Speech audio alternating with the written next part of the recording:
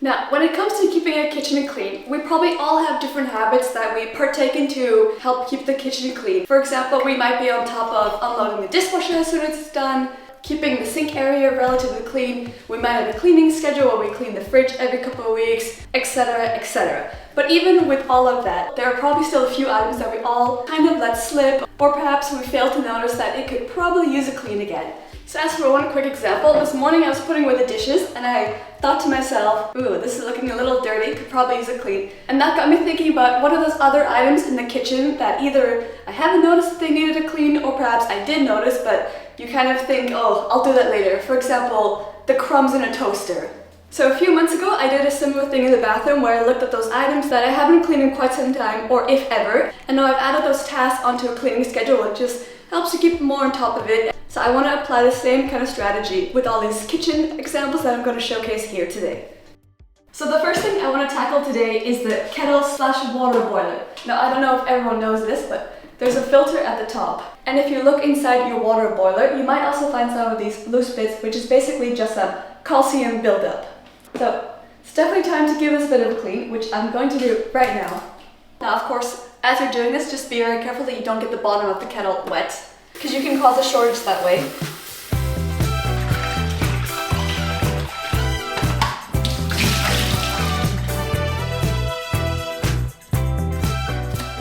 Now of course, again, depending on how dirty it was, you might have to add in more vinegar, or you might have to repeat the process several times. So we'll just see how it goes.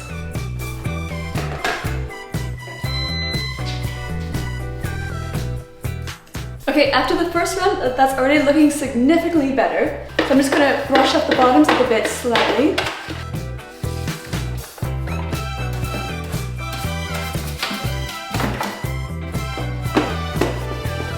You'd be surprised at how many finger marks or dirt marks are left on the outside.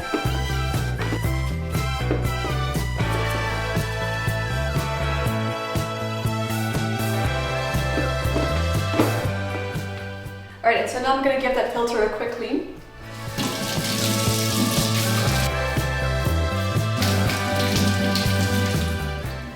And now adding that back inside.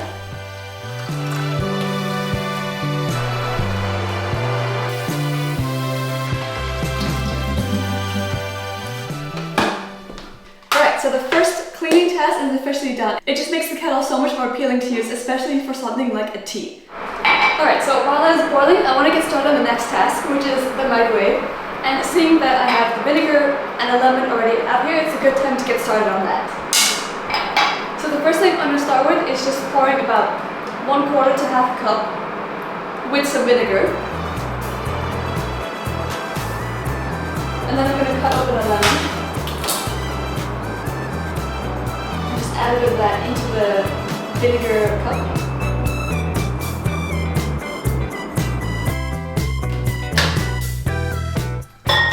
Now, simply what you want to do is just microwave that vinegar for a little bit, and then that'll help to create some steam. And that at the end will help to make it easier to wipe down the dirt and grease from the inside of the microwave. So I'm starting off with a minute first. Okay, so the microwave has finished. And now let's see how it is.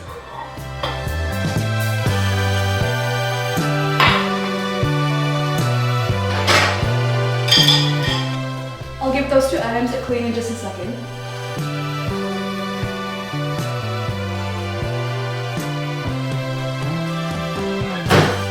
Okay, so I've grabbed a magic eraser and I'm just going over the button area.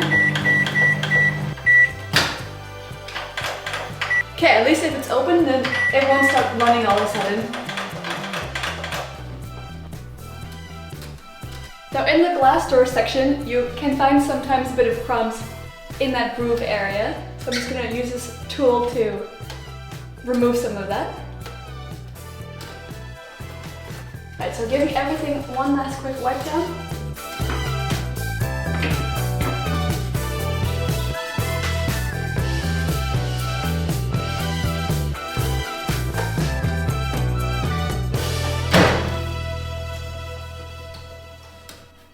And next task done. And at the same time, I also want to tackle cleaning the oven tray and the gas stove. So what I want to do in a second is run a bathtub with some hot water and a significant amount of soap to help loosen up all of that dirt and greasy bits on there.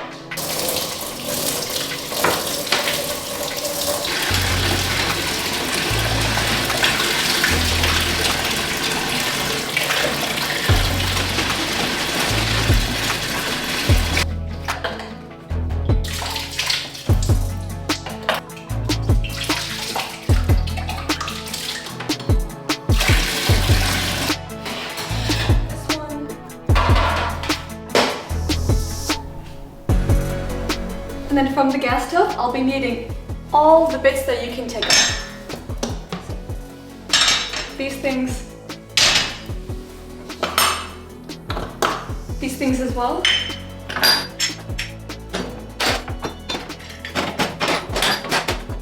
Now it's also a good idea to once in a while clean underneath these areas, because here we have these igniters, and if they have a bit of water or grease built up on it, then they might not work as well, which is sometimes why you might get that sort of ticking noise if you've ever experienced that before. Alright, so I got my water mixture ready here. Just make sure to give it a quick stir. And then I recommend adding in all the heaviest items first. So I'm going to start with these things at the bottom.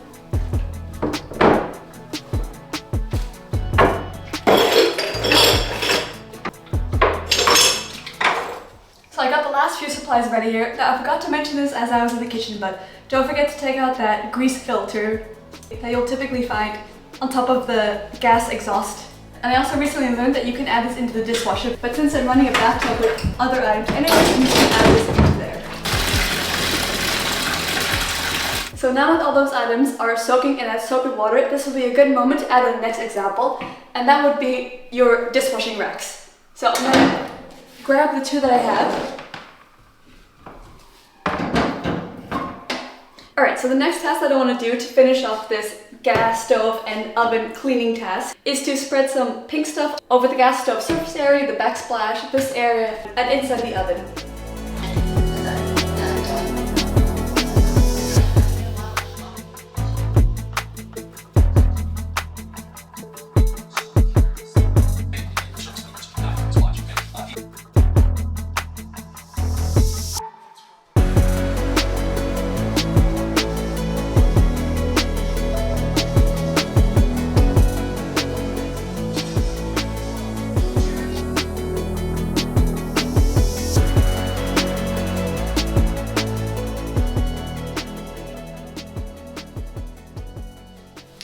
Okay, so I just had my lunch and I used this toaster for it, so this is a perfect segue into the next example, cleaning the toaster. Now it is good practice to try to clean your toaster on a regular basis. Right, so first thing, make sure it's unplugged.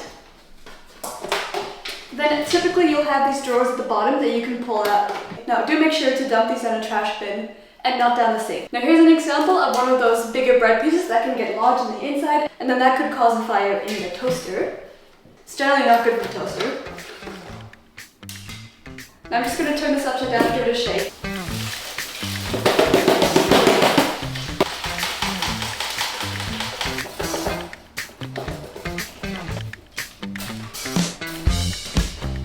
Alright, so once you have the first bit out, I'm just going to take these little brushes, try to find the right one, to poke around that wire mesh area and just loosen up the other crumb areas.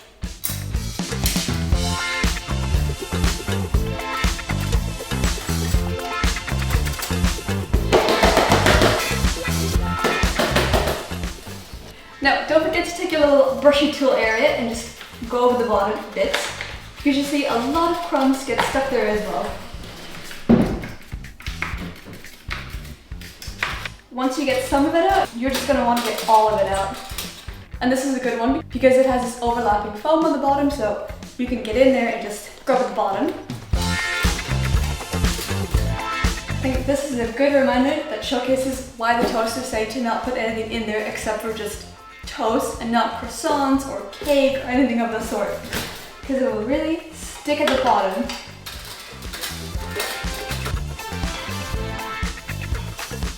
Now that is already quite an amount of crumbs out there. I could have been shaking it upside down for much longer, but I think the rest of it was just a lot harder to get out without some kind of screw to completely open it up. Okay, and now the last thing I want to do is clean the outside of the toaster.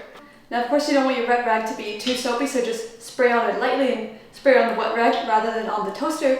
And then of course make sure that you wring out as much of that water as possible so that you're not soaking water on top of the toaster. Because of course you don't want any of that water to get nearby any of those electronic components.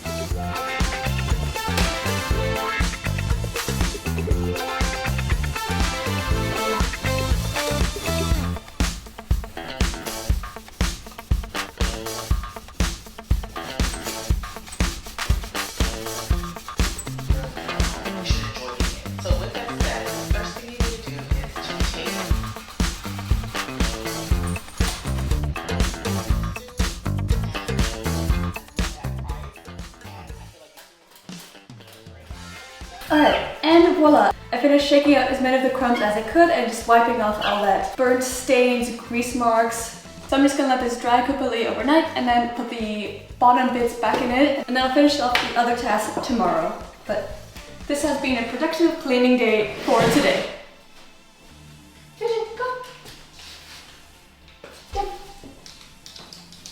And now I'm gonna take this one for a walk. Oh. Hello, Teddy. Loba? Alright, so it's the next day and I want to finish all of these kitchen cleaning tasks now. I did just wear the same shirt as yesterday because it was going to get dirty anyways. So, first thing I want to do is put away the toaster now that it's completely dry.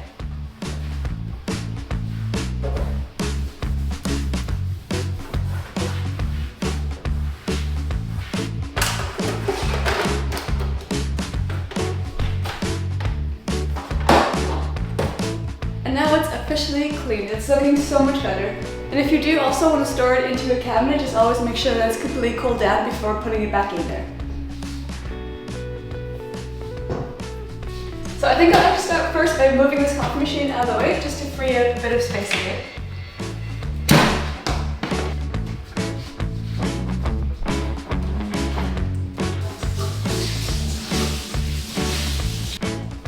The coffee machine barely gets moved from its spot, so it's actually a good time to give this area a clean as well.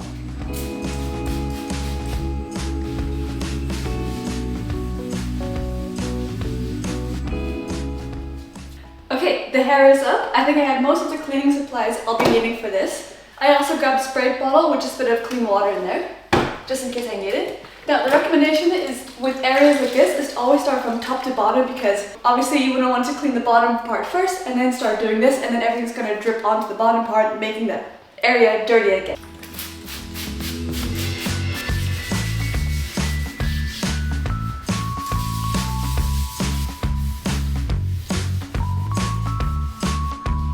Just a tiny section and you're ready to get this much grease stains.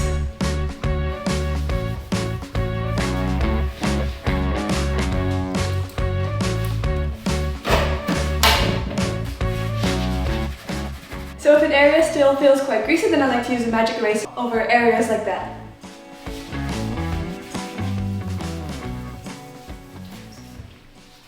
See, the magic eraser helped to very quickly get rid of some of that grease that was still left on there. Alright, next up, moving on to the backsplash area. Now, same concept applies, where just taking a sponge, wetting it quite a bit, going in circular motions from top to bottom, getting off that pink stuff, but also just loosening up any of that grease or dirt that was sticking on there. And then once that's done, I'll take this grout brush and just clean in the grout areas. But it also helps to get rid of any of that pink stuff paste that's left on the grout. And if you have any outlets, then of course make sure that no water drips into it.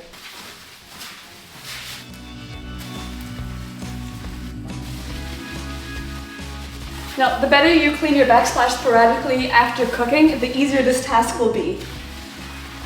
So a little bit of maintenance always makes a big difference when it comes to the big cleaning days such as this one.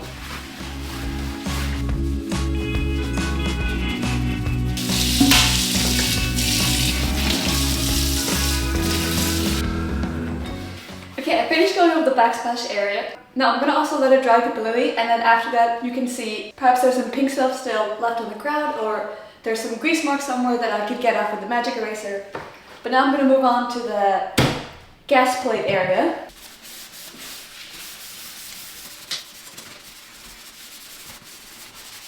Now I'm not sure if I mentioned it before, but just a little reminder, FYI, is that if you got those igniters wet, then just make sure you completely let them dry. So perhaps after doing this, this gas stove won't be ready to be used until at least another day.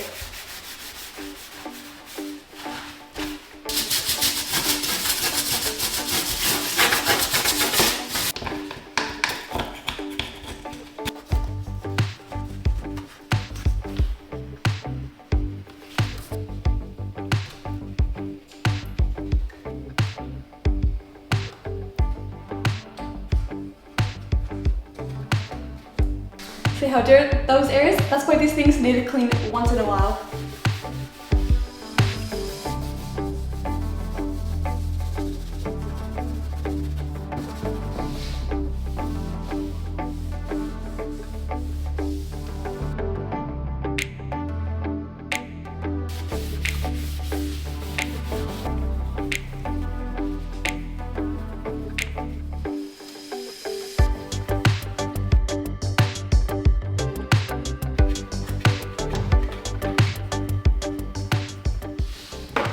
Okay, that is done for now. Now it's time to move on to the oven area. Okay, over the glass display area, I'm just going to use a light amount of water.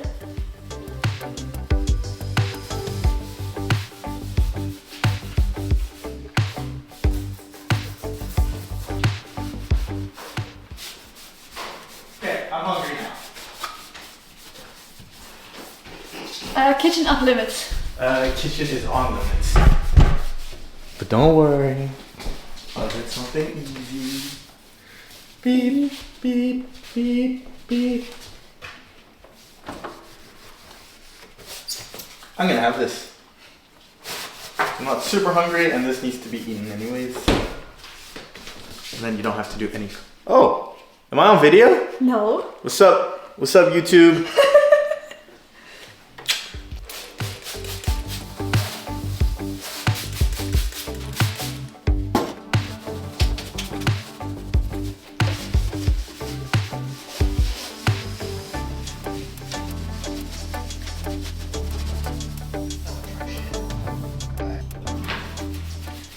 Okay, I got most of it off from the inside of the oven, but sometimes if you also go down to eye level, you can see a bit better where you might need to go over twice.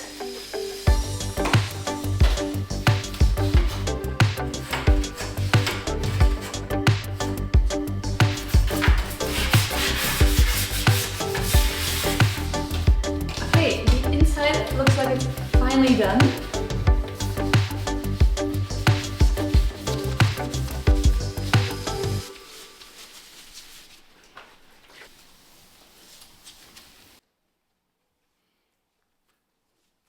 Okay, so I wanted to add this section in here because my brother helped me to take apart the two pieces of the glass door over the weekend, and I would have no way been able to get it as clean without his help to take the two pieces apart. Because before I tried using different techniques of making a contraption to get in there, but everything was just too tight, too big to get in there. And then I also tried pouring some hot water down it and just letting it fall down the other end, but all it did was just create more of those water drips. So I wanted to add that in as a little point that you can take these glass doors apart, but just be very careful when you're doing it, and rather have someone there with you who knows what they're doing, as it can perhaps be a bit heavier than you might expect it to be. But now the oven is finally done.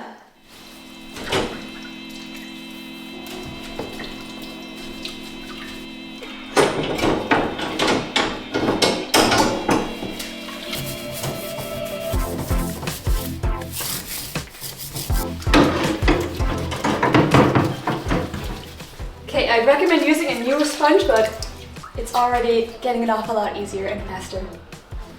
Voila! And also be careful not to scratch your bathtub as you're doing this, so just do be a bit careful about the placement of all your items and how you're cleaning it. Okay, so I just finished scrubbing the last piece. By the way, for an oven rack like this, if you have those burn marks that really get stuck in the corners and the sponge or brush can't really get there, then it's not the most fun task, but I grabbed a sharp tool like these nail scissors and just had to poke in there a few times until you get it out.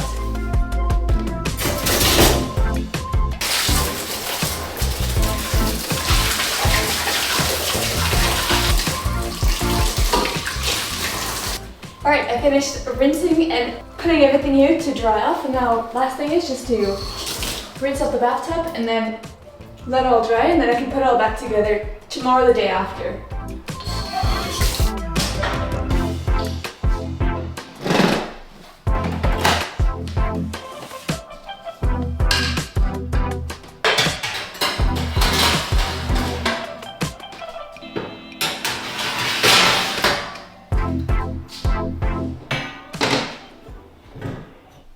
Alrighty, so yesterday I finished putting everything back in place after all the items had completely dried, and that means that this kitchen cleanup is finally done. So there are two things that I like to do after a big cleanup day such as this one. And the first thing I'll do is add all these tasks that I did onto a planner. That way if you don't necessarily want to add something onto a schedule, but you wonder when it's the last time that you clean the drying rack, then you can search that item, and then from there you can see how long it's been since you last did that task. Now for a lot of these examples, I didn't necessarily think to add them onto some kind of schedule because I figured that, oh, I'll just clean the toaster whenever it looks quite dirty, but seems that that has not been the case. So what I want to do now is add some of those extra tasks onto a cleaning rotation schedule. That way I'll just be reminded when it's time to do it again. Okay, so when it comes to adding things onto a schedule, you want to think about what do you think is an appropriate time to do it where it doesn't feel like it's a burden that you think, oh, it's time to clean the toaster again already, but also not so long that it almost becomes quite difficult to clean that item again.